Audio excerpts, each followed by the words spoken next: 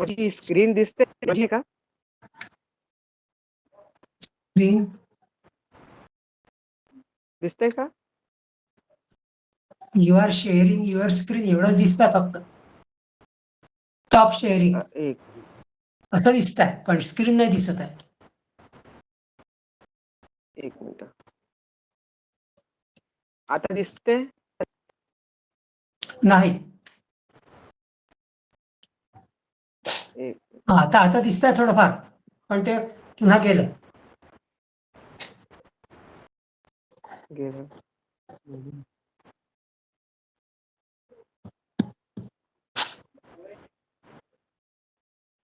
आता हे नोटिफिकेशन वगैरे असं काहीतरी दिसतंय आणि अरबताईवरचं हे दिसतंय पोस्ट.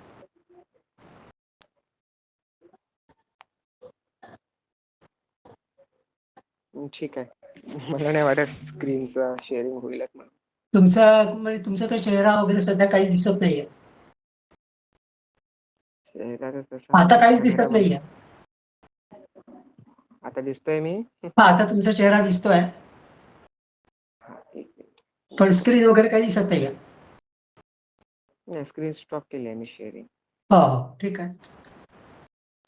ठीक आहे, पुस्तक आहेत का तुमच्याकडे? हो, पुस्तक आहे. कोणता धडा घेता आपण? पंचतंत्र कथा 14वी कथा आहे आज आपली. 14वी कथा. अच्छा. 14वी कथा. शतचिन्हांकित कुलाल. कुलालः. हो, चला सुरू करूया आपण. ठीक आहे. 27.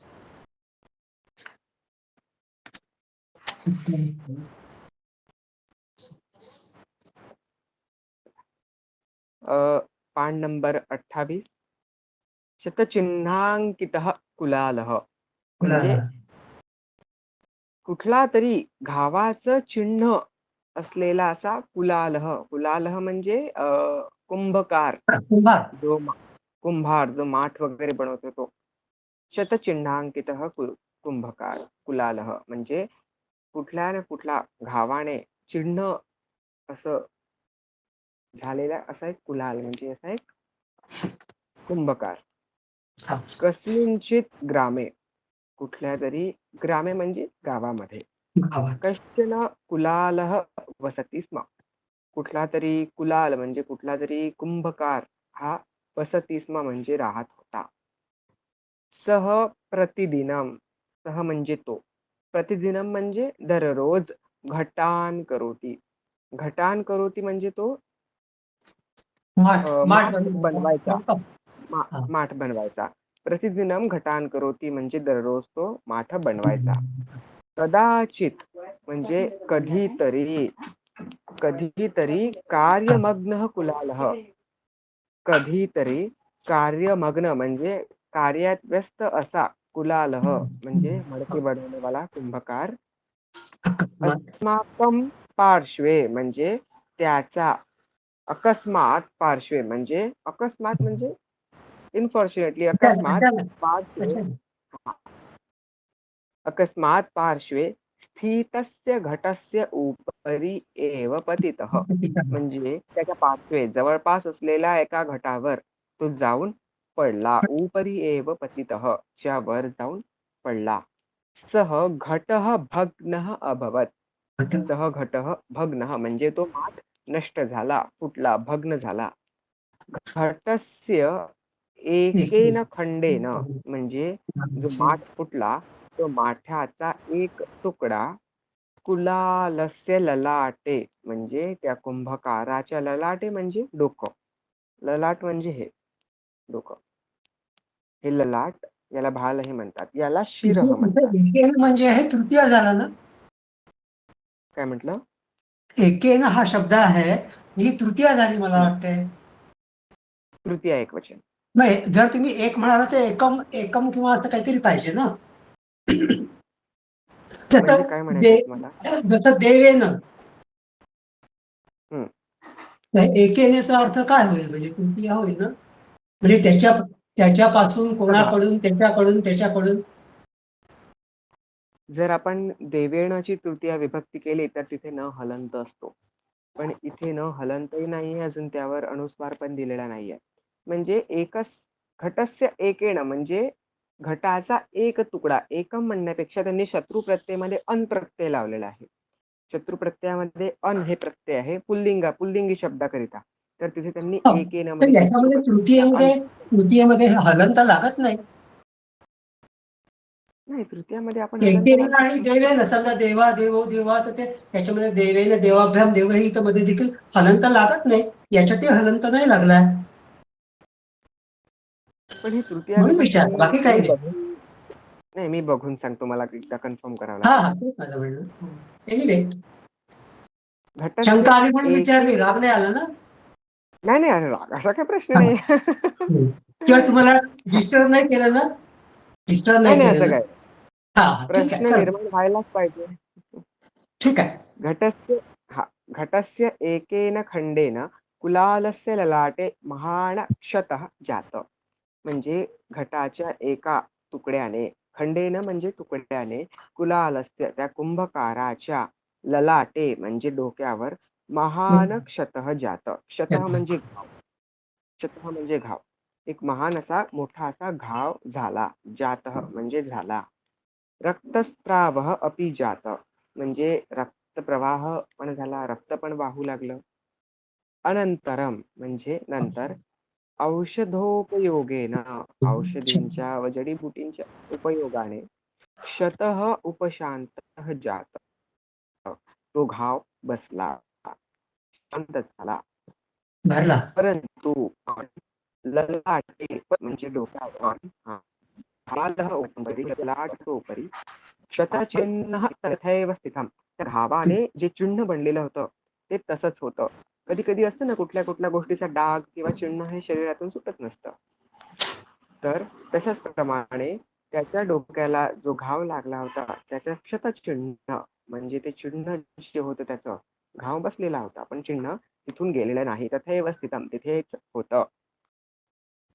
कालांतरे म्हणजे कालांतराने, तस्मिन देशे त्या देशामध्ये, क्षामः आगतः. क्षामः आपण दुष्काळ म्हणू शकतो किंवा कुठल्या अन्नधान्याची कमतरता. क्षामः आगतः म्हणजे दुष्काळ आला. कालांतरे तस्मिन देशे क्षामः आगतः. काही वर्षांनी कालांतराने त्या देशामध्ये दुष्काळ आला. ग्रामस्थ्याः जनाः अन्य देशां गतवन्तः. ग्रामस्थ्याः म्हणजे गावातले, जनाः म्हणजे लोक, अन्य देशं गतवन्तः म्हणजे दुसऱ्या देशात स्थलांतरित झाले.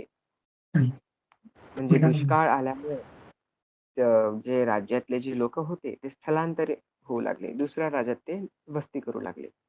कुलालः अपि ग्रामं परित्यज्य अन्य देशां गतवान. जो कुंभकार होता तो कुंभकारही, अपि म्हणजे सुद्धा, कुंभकारही ग्रामं परित्यज्य ग्रामाचा म्हणजे गावाचा त्याग करून त्याने आपलं राज्य सोडून अन्य देशम म्हणजे दुसऱ्या देशामध्ये गतवान गेला. तत्र कस्यापि महाराजस्य सेवकः अभवत. तिथे म्हणजे जो दुसऱ्या राज्यात जिथे तो गेला तिथे कस्यापि कुठल्या तरी महाराजाचा तो सेवक झाला. सेवकः अभवत. कुठल्या तरी अन्य महाराजाचा, जिथे तो स्थलांतरित झाला होता तिथल्या कुठल्या तरी महाराजाचा तो सेवक झाला. सेवकः अभवत. महाराजः कुलालस्य ललाटे स्थितं क्षतचिह्नं दृष्ट्वा चिंतितवान. आता काय होतं, जो महाराज आहे तो महाराज कुलालस्य त्या कुंभकाराच्या ललाटे, कुंभकाराच्या डोक्यावर बसलेल्या अस्थितम म्हणजे असलेल्या शीतचिन्हं दृष्ट्वा म्हणजे त्याने तो घाव बघितला, घावाचं चिन्ह त्याने बघितलं, ते दृष्ट्वा ते बघून चिंतितवान तो विचार करू लागला की निश्चयेन एषः कश्चित वीर पुरुषः स्यात्. म्हणजे निश्चयेन म्हणजे मला असं वाटतं की निश्चयेन म्हणजे की खरं तर म्हणजे एषः म्हणजे कश्चन वीर पुरुषः स्यात्. कुठला तरी वीर पुरुष असावा, धैर्यवान पुरुष असावा, शक्तिशाली योद्धा असावा. युद्ध समये म्हणजे युद्ध करताना एतस्य ललाटे, युद्ध करताना याच्या, एतस्य म्हणजे याच्या, ललाटे म्हणजे डोक्यावर, एवं म्हणजे सुद्धा, किंवा वर आपण म्हणू शकतो संबोधन. एतस्य ललाटे म्हणजे याच्या डोक्यावर, क्षतः जातः घाव झाला असावा, क्षतः जातः स्यात् घाव झाला असावा, स्यात् म्हणजे असावा, इति म्हणजे असे. इथपर्यंत कळलंय का? कळेल. हा स्यातचा अर्थ म्हणजे मुळात काय धातू आहे हा? स्यात स्यात म्हणजे असं त्या म्हणजे ज्या गोष्टीला सत्यता पटवून द्यायची असते, किंवा एक अनुमानाचा शब्द आपण वापरतो ना, किंवा युद्ध समय येत असलेला ते क्षतः एव जात, किंवा स्यात, किंवा झाले असावे, असावे, असावे. जेव्हा आपण संबोधन, हा असावे, जिथे आपण संकल्पना मांडतो तिथे स्यात शब्दाचा आपण उपयोग करतो. पण याचा काही धातू आहे का? धातू क्रिया काय आहे म्हणजे याचं? नाही, हा काय आहे धातू का? नाही आहे. हा एक मिनिट, हा एक मिनिट. त्यात आपण याला म्हणू शकतो की जसं यावत तावत, हे काय शब्द आहे त्याला, मला आठवला की सांगतो. त्याला म्हणतात, ठीक आहे, ठीक आहे, पुढे जा. ज्याप्रमाणे त्वांत अव्यय असतात, लबंत अव्यय असतात, सर्वनाम, धातू साधित विशेषण आहे हा. हा धातू साधित विशेषण आहे. धातू साधित विशेषण आहे. आणि अर्थ म्हणजे असावा, असावा, त्याचा अर्थ असावा. असावा. हा, एक मिनिट फक्त.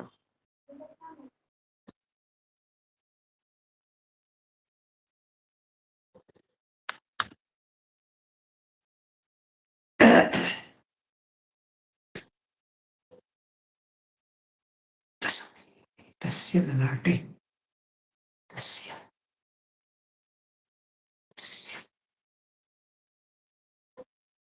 हा, अतः म्हणजे पुढे काय होतं, सह कुलालस्य सन्माननम कृत्वा.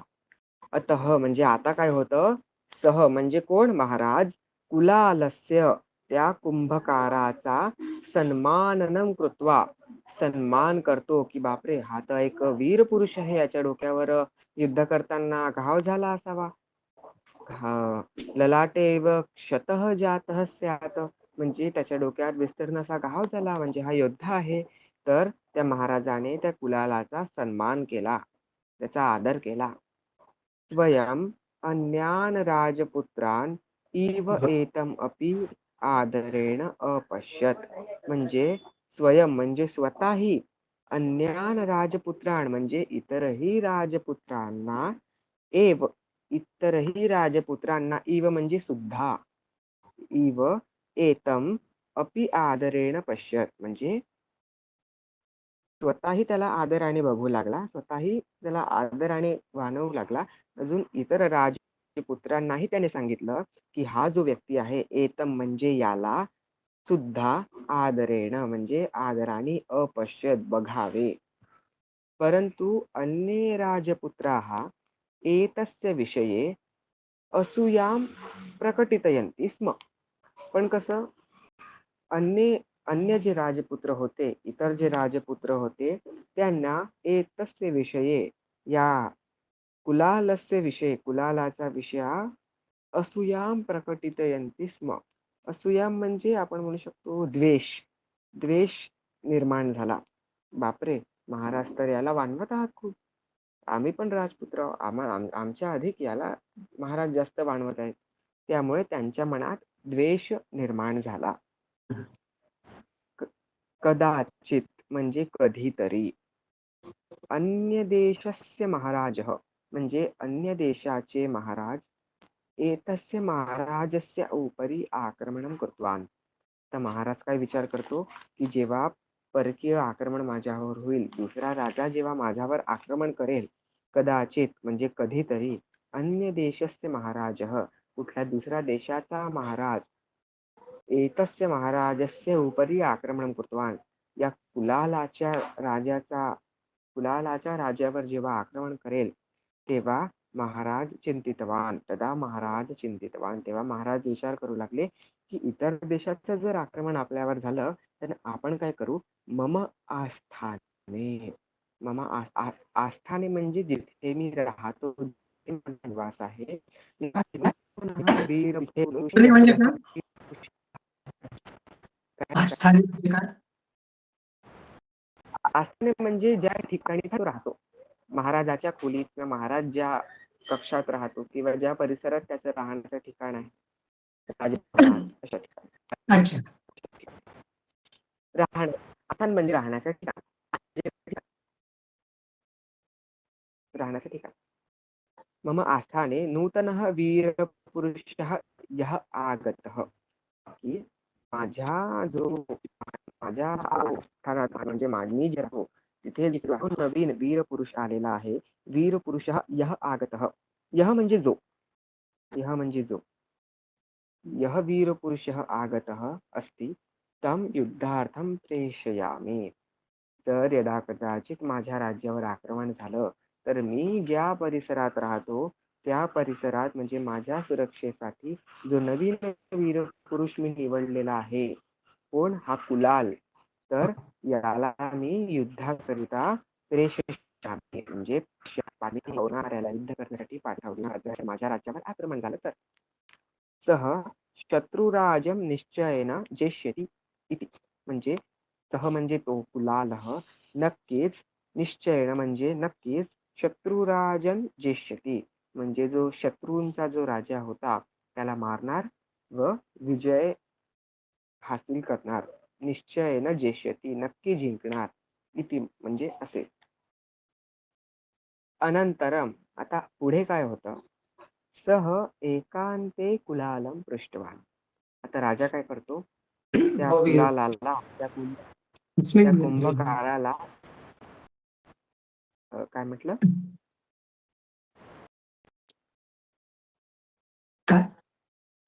काय म्हटलं तुम्ही, काय मी काही फक्त वाचत होतो. अच्छा अच्छा. तर अनंतर अनंतर एकांते कुलाल पृष्ठवान हे वाचत होतो मी फक्त मोठ्याने. अच्छा. तर अनंतरम म्हणजे पुढे काय होतं. सह एकांते कुलाल पृष्ठवान, त्याने एका कुलालः जो होता त्याला वीर पुरुषाची उपमा त्याने दिली होती, अशा कुलालाला त्या राजाने बोलवलं. एक विचारू का? पृष्ठवान कुलालम लिहिला इथे पुस्तकामध्ये. कुलालम म्हणजे मग ते द्वितीय होईल ना, म्हणजे कर्म होईल. नाही, कुलालाची द्वितीया कशी होईल. देवम दैवो देवा हा द्वितीय आहे, देवाची विभक्ती होईल. नाही, बरोबर आहे, कारण सहा म्हणजे राजांनी, महाराजांनी कुलालाला विचारलं असं झालं ना, म्हणून ते द्वितीय होईल. बरोबर आहे, हा ठीक आहे. तर पृष्ठवान म्हणजे विचारले. आता जेव्हा आपण उच्चारणामध्ये बघतो ना तेव्हा कुलालम असा उच्चार करतो, म्हणजे तिथे अनुस्वाराचा उच्चार आपण म प्रमाणे करतो.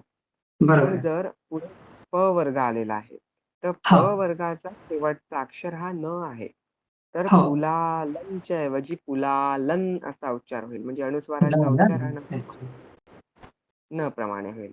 शब्दांच्या वर्गानुसार अनुस्वारांचा उच्चार वर्गाच्या शेवटच्या अक्षरानुसार बदलत असतो. इथे प आलेला आहे तर चा उच्चार होईल. अच्छा, कुलालन. भो हो वीर पुरुष, भो हो वीर पुरुष, कस्मिन् युद्धे भवतः एव क्षतः जात. म्हणजे भो हो हे संबोधन आहे.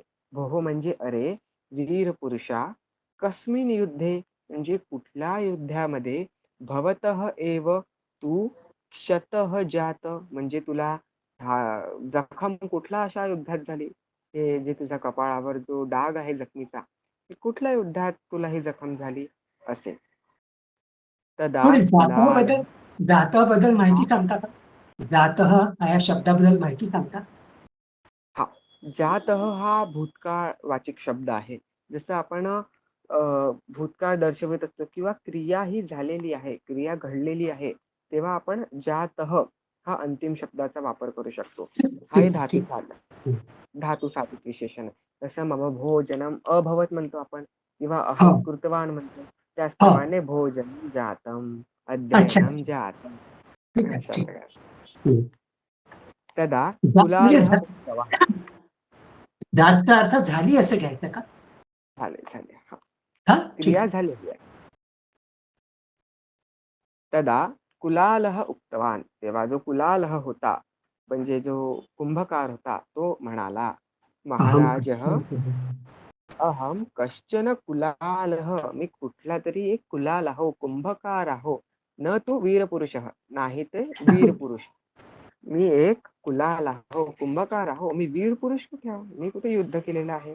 मम ललाटे स्थितः क्षतः शस्त्रप्रहारेण न जातः, माझ्या डोक्यावर जे हे घावचं जे निशाण आहे, जे दाग आहे, ते शस्त्राच्या प्रहाराने झालेलं नाही. न जात म्हणजे झालेलं नाही. अपि तू घटस्य उपरी पतनेन जात, तर घटस्य उपरी म्हणजे घटाच्या, मी एक कुंभार आहो, मी माठ बनवतो, तर माठ बनवतो अपघातात मी एका माठावर पडलो, अजून ते घाव माझ्या कपाळावर उमटला आहे. अपि तू घटस्य उपरी पततेन जात, म्हणजे डोक्या म्हणजे कुठला तरी मी पडल्यामुळे मला डोक्याला जखम झाली आहे, त्यामुळे हा असा घाव झालेला आहे. तदा राजा उक्तवान, तेव्हा राजा म्हणाला, अरे धूर्त, अरे मूर्खा, भवतः ललाटे, तुझ्या डोक्यावर स्थितेन क्षतचिह्नेन अहम वंचितः. अरे धूर्त, अरे मूर्खा, अरे पागला, भवतः ललाटे स्थिते क्षतचिह्नेन अहम वंचितः. तुझ्या डोक्यावर हे जे क्षतचिन्ह आहे, त्याचे घाव आहे, त्याचे निशाण आहे, हे बघून मी एकदम वंचित झालो, त्रस्त झालो, मी विचारात पडलो. अस्तु तथापि भवन्तं दंडम न तथापि भवंतम न दंडयामी, म्हणजे मी तुला, जाऊ दे बा, अस्तु म्हणजे ठीक आहे, अस्तु म्हणजे ठीक आहे, तथापि भवंतम न दंडयामी, जाऊ दे, तुला मी काही दंड देत नाही. भवान शीघ्रमेव इतः गच्छतु, भवान म्हणजे तू, शीघ्रमेव म्हणजे पटकन, म्हणजे लवकरात लवकर, इतः म्हणजे इथून, गच्छतु म्हणजे निघून जा. यदि भवान इति राजपुत्राः जानन्ति तर्हि ते भवन्तं तर्हि उपस्थिष्यति, म्हणजे यदि भवान, जर तू कुलाल आहे हे अन्य राजपुत्रांना माहीत पडले, अन्य राजपुत्राः जानन्ति, त्यांना जर ही गोष्टी माहीत पडली की तू एक कुलाल आहे, एक कुंभकार आहे, कुंभार आहे, तर हे ते भवंतं उपशिष्यन्ति, म्हणजे तुझा उपहास करतील, तुला त्रास देतील, तुझी चेष्टा करतील, मारयिष्यन्ति, तुला मारून टाकतील, म्हणजे आणि तत्पूर्वमेव, तत्पूर्वमेव म्हणजे त्यापूर्वी, म्हणजे राजपुत्रांना ही गोष्ट माहीत पडण्याच्या पूर्वी, इतः गच्छतु, इतः म्हणजे इथून, गच्छतु म्हणजे चालला जा. गच्छतु इथे गमगच्छ धातू अंतु प्रत्यय लोट लकार प्रथम पुरुष एकवचन रूप लागलेला आहे. गच्छतु, जेव्हा आपण आज्ञार्थी लकार असतो, लोट लकार, तेव्हा तू ताम अंतु हे प्रत्यय आहे. जसं बालकः भवान गच्छतु, नंतर पुन्हा युवाम गच्छन्तु, यूयम गच्छन्तु, गच्छताम, अशा प्रकारे हे तूताम अंतु हे लोट लकाराचे प्रत्यय आज्ञार्थी लकार म्हणून लोट लकार मानला जातो. तत्पूर्वमेव त्यापूर्वी, भवतः इथून म्हणजे तू इथून चालला जा, इतः गच्छतु इति म्हणजे असे. लज्जितः कुलालः, लज्जित म्हणजे लाजलेला, कुलालः म्हणजे तो कुंभकार, ततः धावितवान, तिथून धावून गेला, पळाला. लज्जितः म्हणजे लाजल्याने, लाजेच्या मारे, कुलालः ततः धावितवान, तो कुलाल तिथून पळून गेला, धावितवान म्हणजे पळून गेला. कळली का कथा? कळली. कथेचं सारांश असं आहे की एक कुंभकार होता. कुंभकार त्याचं कार्य करता करता अपघातास्तव पडला. त्यामुळे त्याच्या डोक्यावर थोडीशी जखम झाली. जखमीचा डाग बसला. एकदा दुष्काळ आला. दुष्काळ आल्याने राज्याचे स्थलांतर झाले. विविध नागरिक स्थलांतरित अन्य राज्यामध्ये गेले. एक मिनिट फक्त.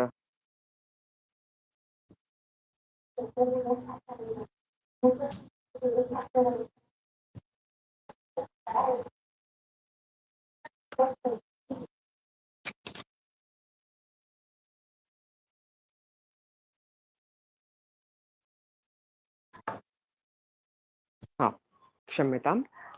तर त्या दुष्काळ पडल्यामुळे राज्याचं स्थलांतर झालंय. विविध नागरिक विदेशात किंवा दुसऱ्या राज्यामध्ये जाऊन निवास करू लागले. तर हा कुलाल जो आहे, या कुलालाला राजाच्या दरबारात सेवेसाठी याची नियुक्ती झाली. एकदा राजाने याच्या डोक्यावरचं एक क्षतचिन्ह म्हणजे घावाचा चिन्ह त्याने बघितलं. तर त्याने राजाला असं वाटलं की हा खूप वीर पुरुष आहे, महान पुरुष आहे. त्यामुळे ज्याप्रमाणे तो त्याच्या राजपुत्रांना सन्मान द्यायचा, त्याप्रमाणे त्या कुंभकारालाही तो सन्मान द्यायचा. एकदा राजाने विचार केला, जर माझ्या राज्यावर आक्रमण झालं तर जिथे मी राहतो त्या ठिकाणी व त्या ठिकाणाची रक्षा करण्याकरिता मी या कुलालाला म्हणजे या कुंभकारालाचीच नियुक्ती करणार, कारण हा वीर पुरुष आहे. व त्यामुळे वीर पुरुष असल्याने ज्याने आक्रमण केलं त्या राजाला पण तो पराभूत करू शकतो. त्यामुळे राजाने त्याची नियुक्ती केली. एकदा राजाने सहजच त्याला एकांतात बोलवले व त्याला विचारले की तुझ्या डोक्यावर कुठल्या युद्धाच्या दरम्यान तुझ्या डोक्यावर हा घाव झाला.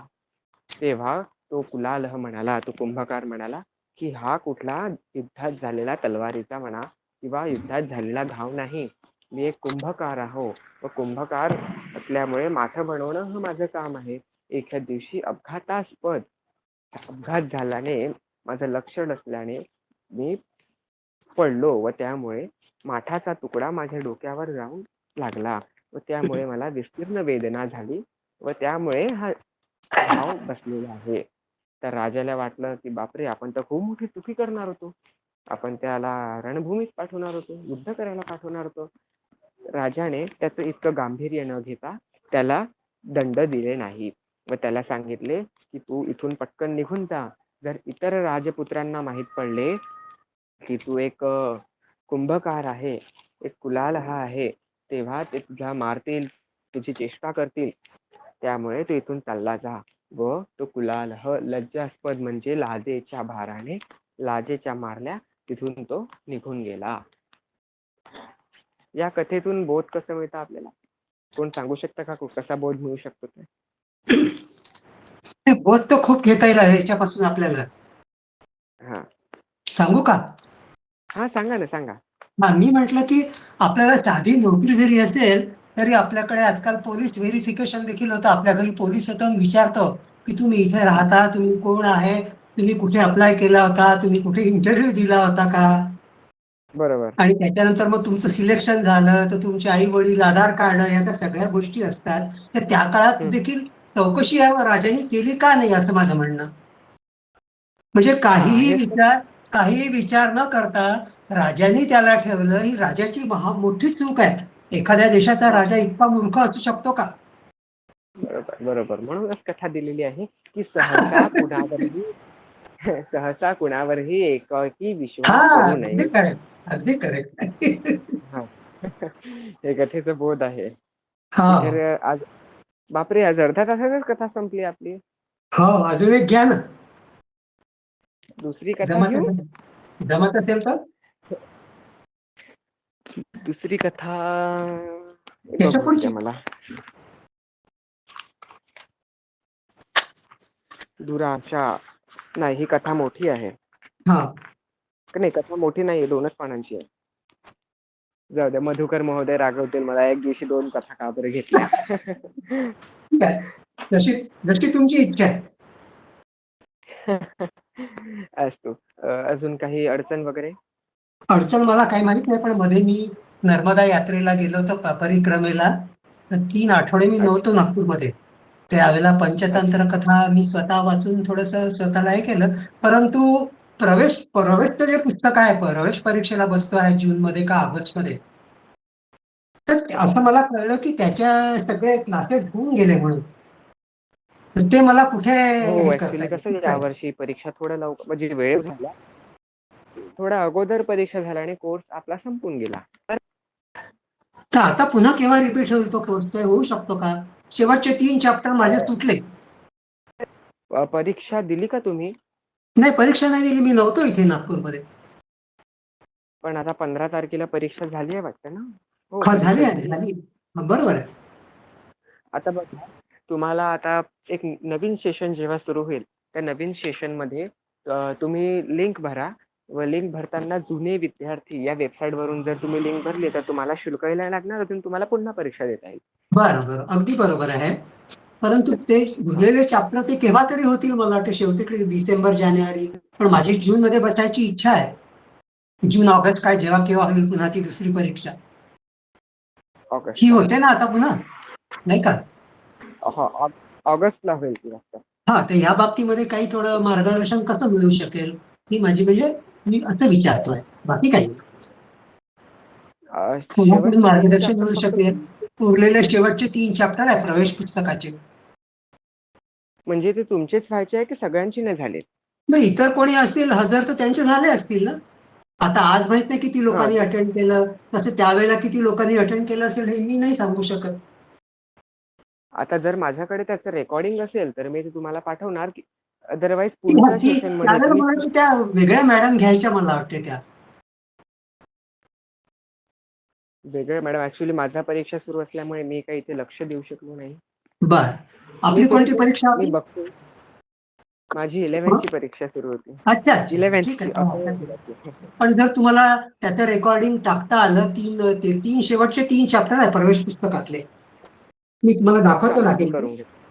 एक मिनिट. हा हा. हे प्रवेश पुस्तक आहे. हम्म. हो. त्याच्यामधले शेवटचे 3 चॅप्टर राहिलेले आहेत. एकादश, द्वादश, एकादश, द्वादश आणि दशम. ठीक याचे आहे, मी जर बघतोय रेकॉर्डिंग आता जरा. मिळाले तर तुम्ही पाठवू शकता का? हो हो, मी पाठवून देईल तुम्हाला. असं काही नाही, जरूर, तेवढी ग्रुपवर. म्हणजे मला मदत होईल अक्षरशः. नक्की नक्की पाठवतो ना, असं काही हा, नाही. ठीक आहे. धन्यवाद. हो हो. तर धन्यवाद आपण महोदय. हा, संपू. धन्यवाद अस्तु महोदय. अस्तु. आपण शांती वर्गाने मंत्र संपवून घेऊया. ठीक आहे. सर्वे भवन्तु सुखिनः, सर्वे सन्तु निरामयाः, सर्वे भद्राणि पश्यन्तु, मा कश्चित् दुःखभाग् भवेत्. ॐ शान्ति शान्ति शान्तिः. तर्हि पुनर्मिलामः अग्रिमे शुक्रवासरे. अस्तु, शुभरात्री. धन्यवादः. शुभरात्रिः. येस.